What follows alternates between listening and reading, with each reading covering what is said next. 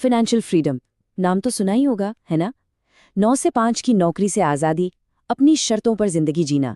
सुनने में तो ये किसी दूर के सपने जैसा लगता है, लेकिन क्या हो अगर ये कोई सपना नहीं बल्कि एक सीधा साधा प्लान हो?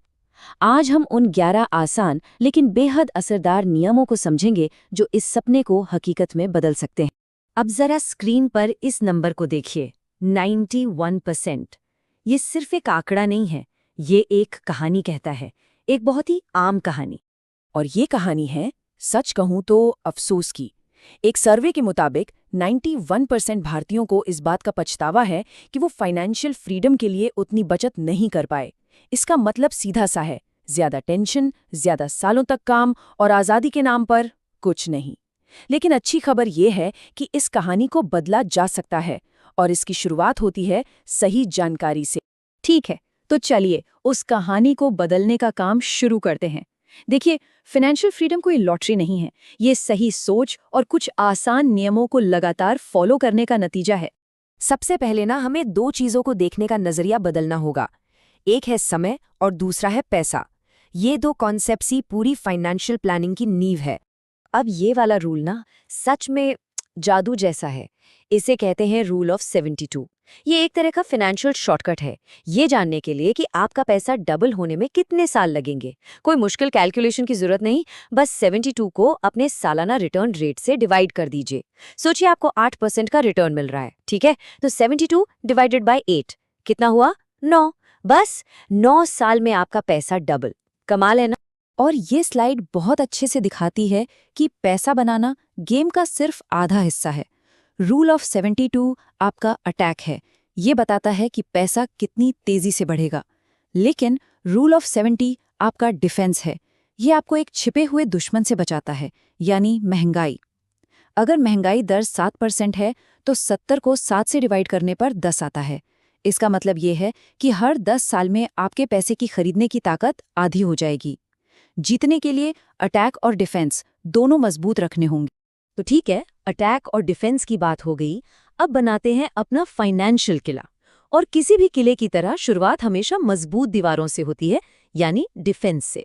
डिफेंस की पहली और सबसे जरूरी दीवार है इमरजेंसी फंड। ये कोई इन्वेस्टमेंट नहीं है, ये आपका फाइनेंशियल ऑक्सीजन मास्क है। अगर आपकी एक फिक्स्ड सैलरी आती है तो कम से कम 6 महीने के खर्चे के बराबर पैसा साइड में रख दीजिए। और अगर आप बिजनेस में हैं जहाँ इनकम थोड़ी ऊपर नीचे होती है तो 9 महीने का बफर रखना बहुत जरूरी है। ये पैसा ऐसी जगह होना चाहिए जहां से इसे तुरंत निकाला जा सके। डिफेंस की दूसरी दीवार आपके परिवार की सेफ्टी, और इसके लिए बस एक नंबर याद रखना है, 20 गुना। तो यहाँ पर बात सीधी सी है, आपका लाइफ इंश्योरेंस कवर आपकी सालाना इनकम का कम से कम 15 से 20 गुना होना चाहिए। और जैसा कि ये कोटेशन कहता है, इंश्योरेंस का मतलब है उस अगर से प्रोटेक्शन। अगर कुछ हो गया तो ये उन सालों के लिए है जब आपके अपने आप के ऊपर डिपेंडेंट है। इसीलिए एक सिंपल टर्म इंश्योरेंस सबसे अच्छा होता है। इसे इन्वेस्टमेंट के साथ मिक्स करने की या 90 साल की उम्र तक का कवर लेने की कोई जरूरत नहीं।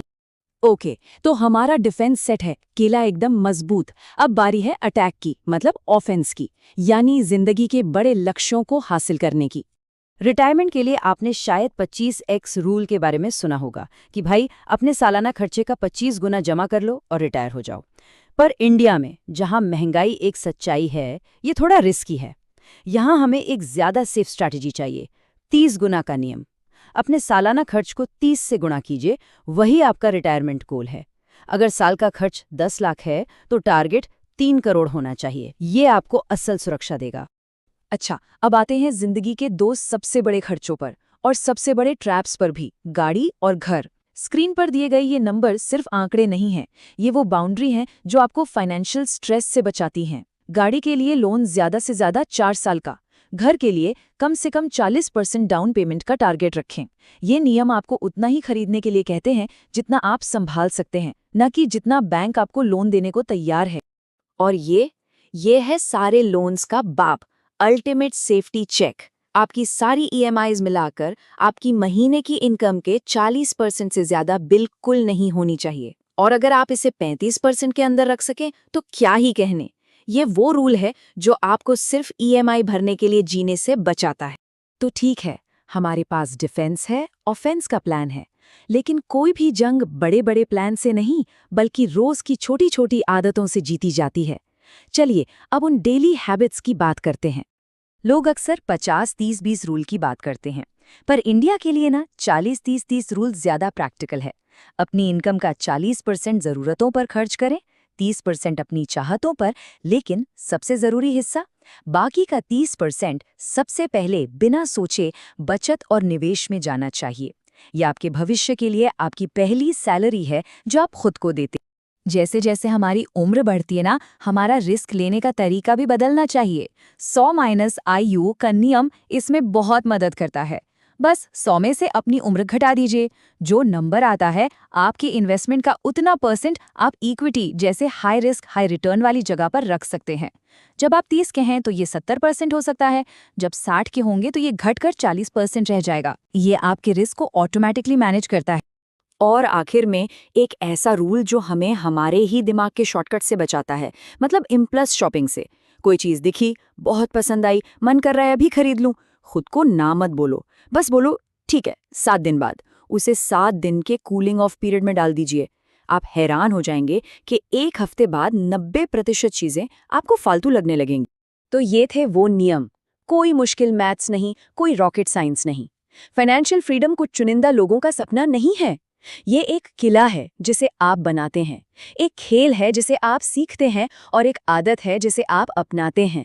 एक बार में एक नियम। तो सवाल ये नहीं है कि क्या ये मुमकिन है, सवाल ये है आप शुरुआत किस नियम से कर रहे हैं। वीडियो पसंद आए तो लाइक, शेयर और सब्सक्राइब करें।